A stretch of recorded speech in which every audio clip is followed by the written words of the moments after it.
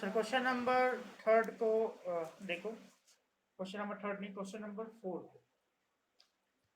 इसमें the sum of the reciprocal, question number four, the sum of the reciprocal of Rahman's age in years 3 years ago and 5 years from now is 1 divided by 3। Means Rahman का as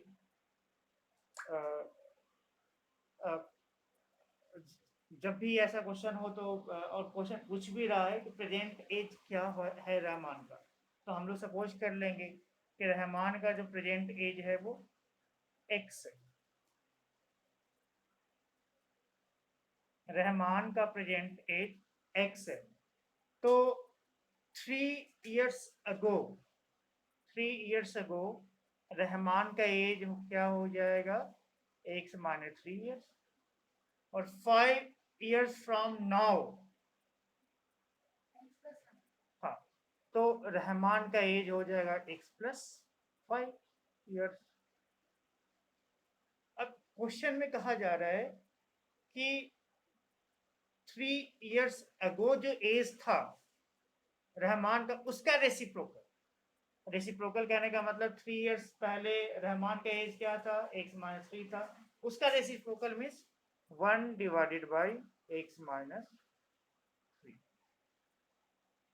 5 years later from now, जो रहमान का as है उसका reciprocal. तो रहमान का as 5 years बाद क्या है, एक्स प्लस 5 है। इसका रेसिप्रोकल कहने का मतलब है कि 1 डिवाइड बाई एक्स प्लस 5। अब इन दोनों का सम है, सम ऑफ रेसिप्रोकल, तो इन दोनों का सम कर देंगे। और है कितना, तो 1 divided by equal to 1 divided by 3 है। अब ये इक्वेशन मिल गया, इसे हमें सॉल्व करना होगा। चलो हम इसे प्रॉपर तरीके से करते हैं। तो हम सपोज कर लेंगे कि let present age of Rahman age X years,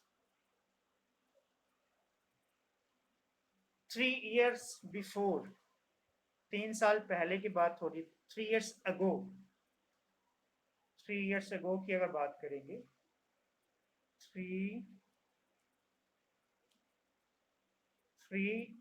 years ago means 3 साल पहले रहमान का एज क्या हो जाएगा, एज ऑफ रहमान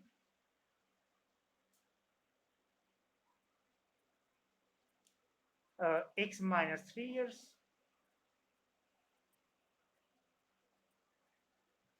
फिर इसमें 5 इयर्स फ्रॉम नाउ बोल रहे हैं। और नेक्स्ट कंडीशन है 5 years from now, 5 years from now means 5 साल बाद एज ऑफ रहमान क्या हो जाएगा, age of Rahman X plus 5 years. अब अकॉर्डिंग टू क्वेश्चन में ये दिया हुआ है कि 3 इयर्स बिफोर या 3 इयर्स अगो जो एज है उसका reciprocal means 1 divide by x minus 3। 5 years from now जो एज है उसका reciprocal means 1 divide by x plus 5। और इन दोनों रेसिप्रोकल का जो सम है वो है 1 डिवाइडेड बाई 3। अब ये एक इक्वेशन बन गया, इसे हमें सॉल्व करना। सॉल्व करते हैं इसे। इसके लिए हमें पहले एलसीएम लेना पड़ेगा लेफ्ट हैंड साइड में। तो एलसीएम हो जाएगा x minus 3 into x plus 5। LCM का जो रूल है कि जो पहला फ्रैक्शन है उसका जो डिनोमिनेटर है उससे हम एलसीएम को डिवाइड करते हैं। तो x माइनस 3 से जब x minus 3 into x plus 5 को डिवाइड करोगे तो x प्लस 5 बचेगा। तो x जो क्वेश्चन बचता है उससे हम न्यूमरेटर को मल्टीप्लाई करते हैं। तो न्यूमरेटर 1 है, 1 इंटू एक्स प्लस 5, ऊपर में आ जाएगा x plus 5। Similarly x plus 5 से x minus 3 into x plus 5 को डिवाइड करोगे तो x प्लस 5 कैंसिल आउट हो जाएगा, बचेगा क्या x माइनस 3 और बीच में प्लस है 1 divide by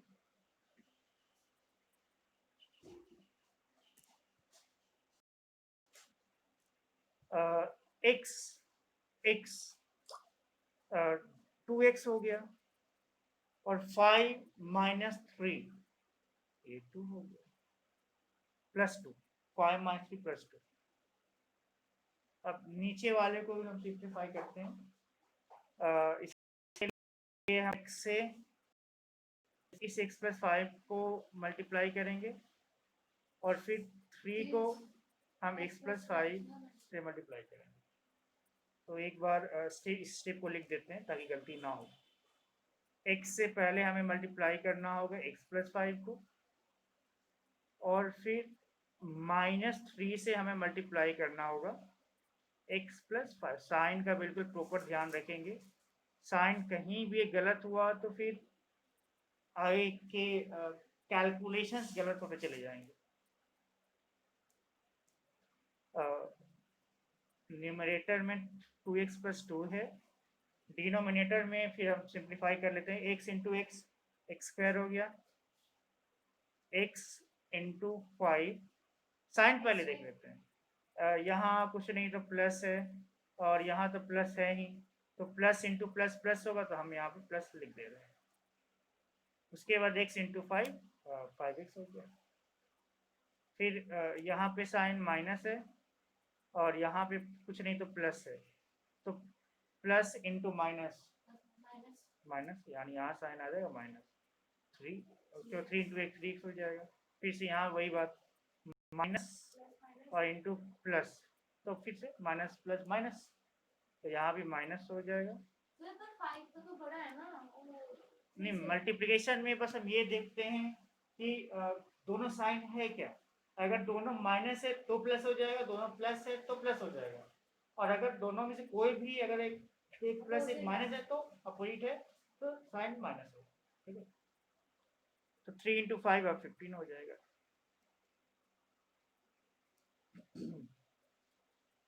2x plus 2 divide by, अब ये एक्स स्क्वायर अकेला है लिख दिया, 5x minus 3x plus 2x और minus 50 equal to 1 divide by.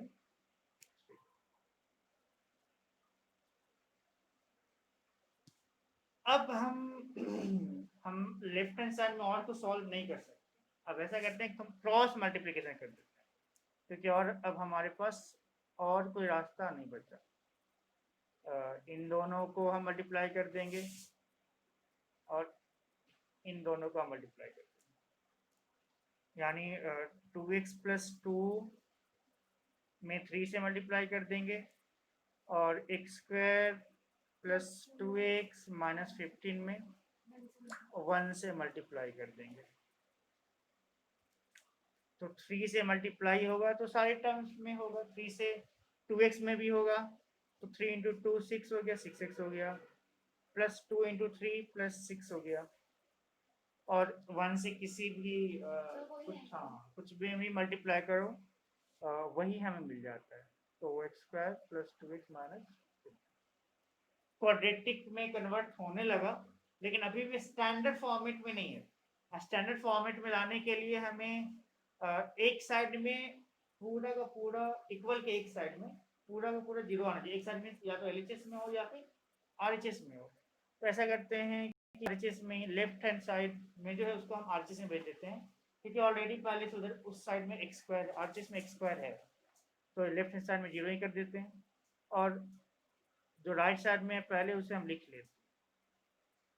अब लेफ्ट साइड में जो कुछ भी था उसको हम राइट साइड में भेजते हैं। 6x था तो इसको हमने -6x हो जाएगा, माइनस, और 6 प्लस में है लेफ्ट साइड में, राइट साइड में आएगा तो माइनस में हो जाएगा। अब हम सिंप्लीफाई कर लेते हैं राइट साइड को, क्योंकि लेफ्ट साइड में सॉल्व करने के लिए कुछ बचा ही नहीं। तो एक्स स्क्वायर एक है, अब 2x यहाँ है, और मीन्स x का टर्म एक यहाँ पे है और एक यहाँ पे है, तो 2x माइनस 6 होगा तो प्लस माइनस माइनस, यानी 6 माइनस 2 होगा 4, लेकिन 6 का साइन माइनस है क्योंकि 6 बड़ा है 6, तो फाइनली हमारे पास साइन माइनस आ जाएगा क्योंकि 6 बड़ा है 2 से।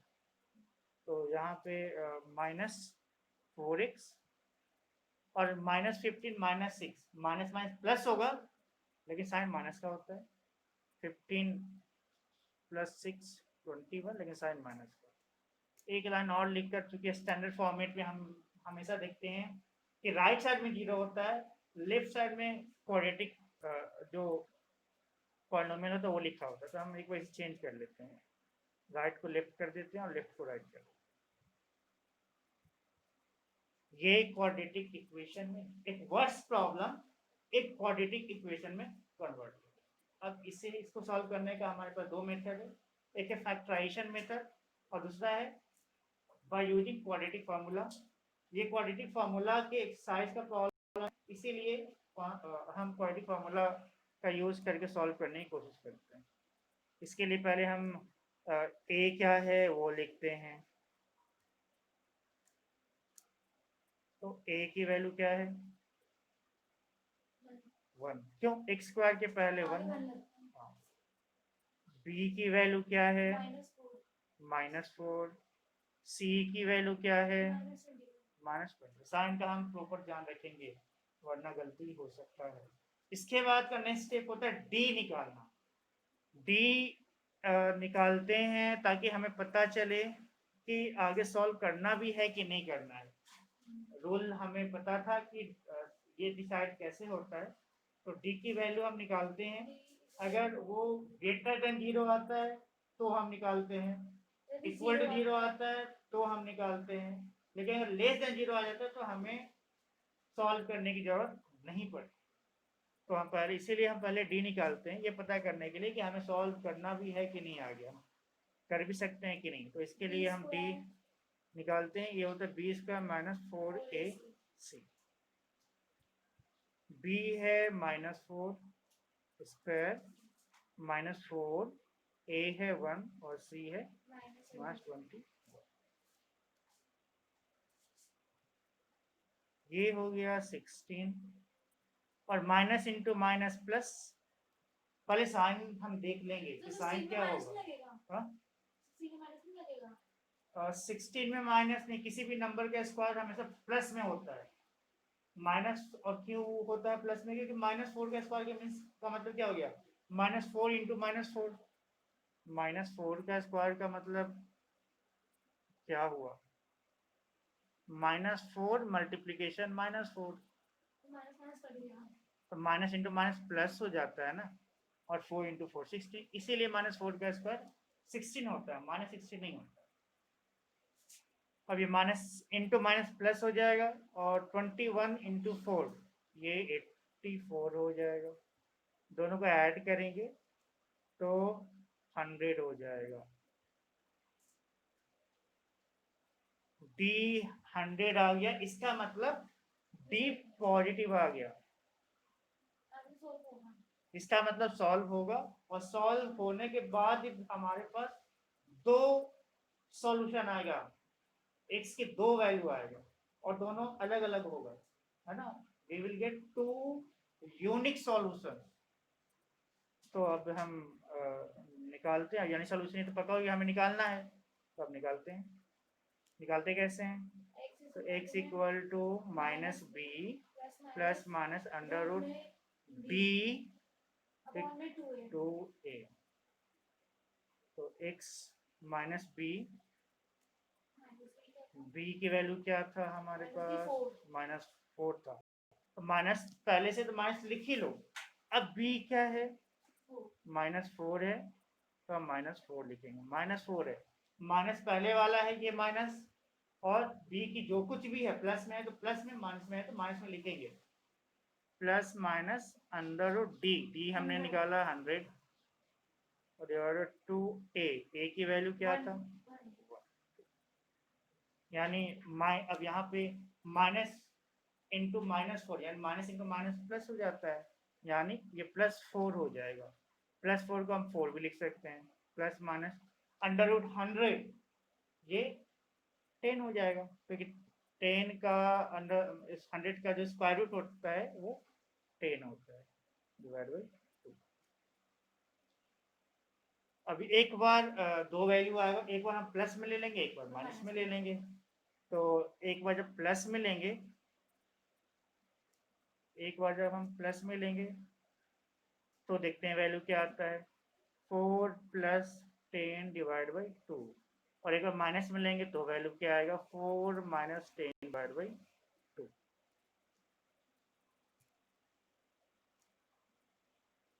यानी 4 + 10 14 डिवाइड बाई 2, और ये 4 - 10 यानी -6 डिवाइड बाई 2, यानी x की वैल्यू, एक वैल्यू 7 आया और एक वैल्यू -3 आया। ये दो वैल्यूज हमारे पास x की आ गई। अब देखते हैं कि अब किसी पर्सन का दो एज तो नहीं हो सकता, प्रेजेंट एज में कोई एक ही एज होगा ना, दो तो हो नहीं सकता। यानी इसमें से एक वैल्यू को हम डिस्कार्ड करेंगे। डिस्कार्ड करने के लिए हमें लॉजिक ढूंढना पड़ेगा। क्यों डिस्कार्ड करेंगे, तो एक हमने किसे माना था, एज को माना था, और एज कभी नेगेटिव हो सकता है क्या, नहीं, इसलिए जो इसमें जो नेगेटिव वैल्यू आया है वो गायब हो जाएगा। हाँ, यानी यहाँ से हम x = -3 को नहीं लेंगे हम यहाँ, लेकिन लॉजिक लिखेंगे x = -3 will be discarded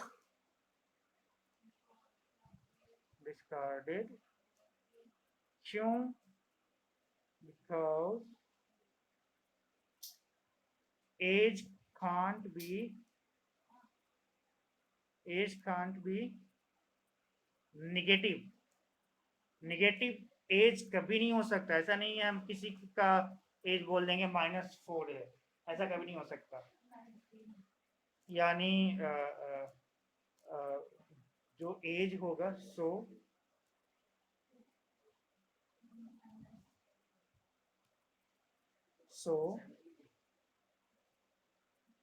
present as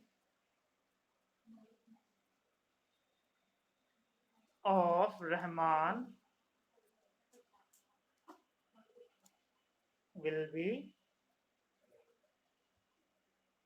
x = 7 years। ये हो गया आंसर।